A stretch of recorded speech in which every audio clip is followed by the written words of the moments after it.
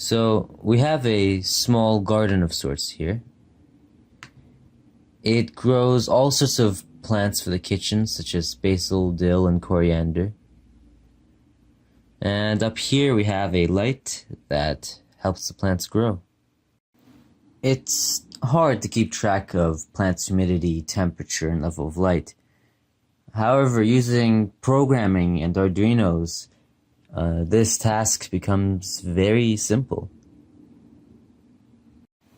Here I have this humidity and temperature detector, a multicolor light that displays the status of the plants, and a photoresistor that indicates how much light they are getting.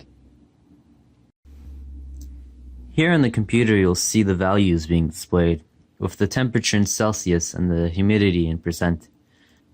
And if you look closely, you can actually see that the value of the light is changing because I am putting my finger on the photoresistor.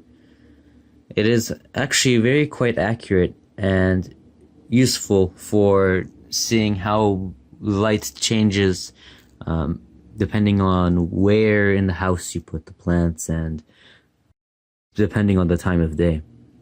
The next step is to have the Arduino log the information onto an SD card and have it email the results to me at the end of every day.